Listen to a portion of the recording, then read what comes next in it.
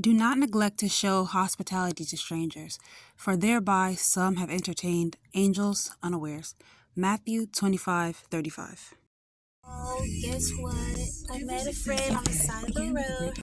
All right, beware, y'all, because I'm about to sing, so. I'm back to putting my intro in my videos, but I will be singing to the tune of the song. Dun, dun. I hope you like it. Dun, dun. I hope you like it. Dun, dun. I hope you like it. Hey y'all, I'm back with another voiceover and story time. So as you can see, by the title, I picked up a stranger for the plot. You know, people be like, oh, I did it for the plot. I did it for the plot. But I did this for the plot of God's story.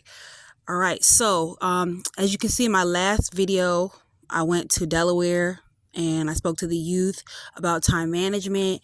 If you haven't seen that video already, please go check that video out. But after we came back from Delaware, I was parked in front of a church. And as I was leaving work, Uber pulled up beside me and was like blocking me. So I was trying to let him know, like, hey, you're in my way.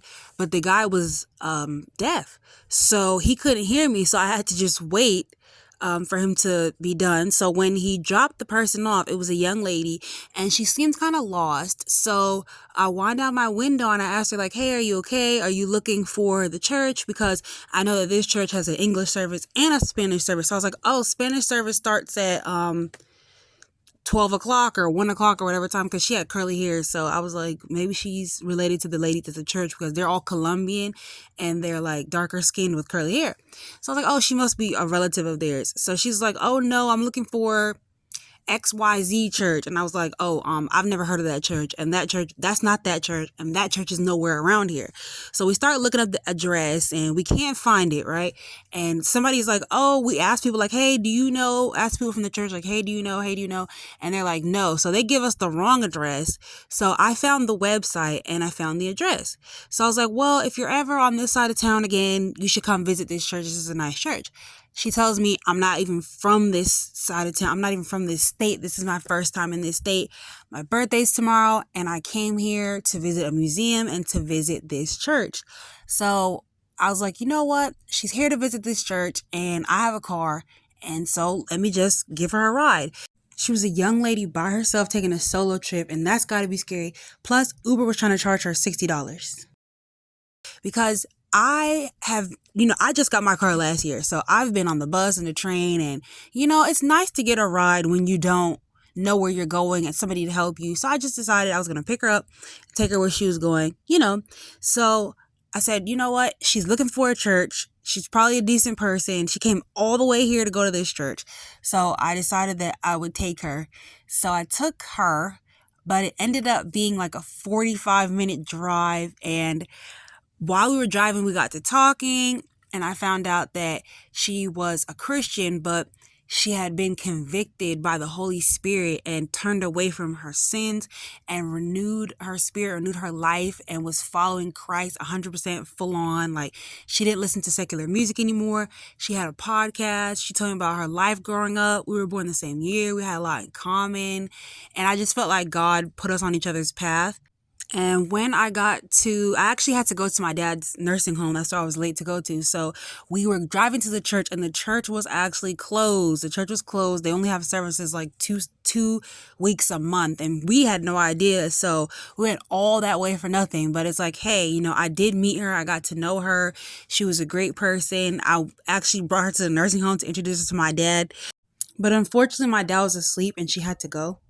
My dad's roommate thought I was absolutely crazy. He was like, But my dad actually is a person that I watched pick up strangers, help them with their cars, help them with whatever they need, give people the shirt off their back, feed them. So when I saw an opportunity to do that, like to help a person that needed help, I jumped at the chance, because I said, hey, God is putting opportunity in front of me to help somebody. Like, this could be an angel. Like, this could be this. It doesn't even have to be angel. Like, this is God's child. This is a human being. She's looking for a church. She's never been to the state before. She's lost. I know what it's like to be lost. I can get lost in a circle. So I was like, you know what? I'm gonna help this young lady. And we ended up talking and connected, and it's just nice to know that there's another person out there that's like really doing their best to grow spiritually. Like she's doing her best. Like she is doing better than a lot of people that I've ever seen. Like really truly doing her best to follow Christ and to give up whatever sin that was hindering her life and renewing her mind and her spirit, like a true born again experience. So I really admired her, and I wanted to share a little bit of her story and tell you guys about the story about us meeting and me picking up a random person on the side of the road and like it working out. Like she didn't kill me or anything like that. Like there was a point in the car when I think I left her in the car to go in the gas station, and I was like, because I had to get a snack for my dad, and I was like, oh my God, what if she like just drives off my car? But or what if, but none of that happened. You got to stick to the positives. But I really wish that I was able to do more for her, like take her out and buy her a birthday gift, like really show a stranger real kindness. I didn't get a chance to, but I'm so glad that God brought her into my life. Oh, guess what? I met a friend on the side of the road. Her name is Brit. She's so nice. And we're just having an adventure.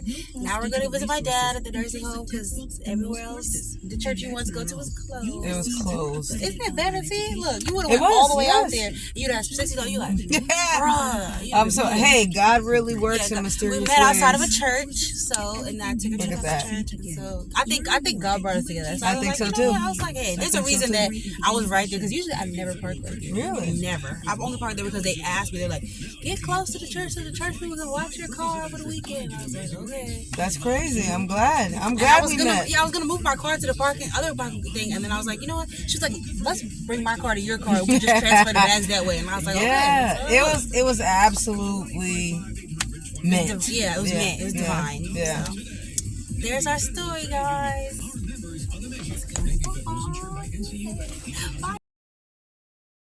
I was so excited, and I thought I was gonna run out of space on my phone, so I was talking really fast. So sorry I talked over her. I was just so excited, you guys. But yes, y'all, this is Brit that I met, and I'm glad that I met on the side of the road, and it all worked out, and God brought it together. So I had a feeling in my spirit to do it, and so I listened to the Holy Spirit. But if you don't feel the Holy Spirit, please don't do it, because it could be dangerous for you. Love you guys, and thank you so much for watching. Actually, I'm not done. Wait. So in Delaware, I went to the Crocs store, and I got some Crocs for me, and I got some for my dad. So when he finally woke up from his nap, I showed him his new Crocs and let him try them on. I told him about Brit, and he was excited. He said he wished that he could have met her, and he just wished that he had his teeth in. They're very expensive. Next time she comes. Do you like the shoes? Thanks, guys, for watching. You get to see him trying his Crocs. Dad, do you like the shoes? You said it feels like you're just wearing socks? He's never wore Crocs before, so he just keeps associating them with me and my mom, who always walk around in pink Crocs.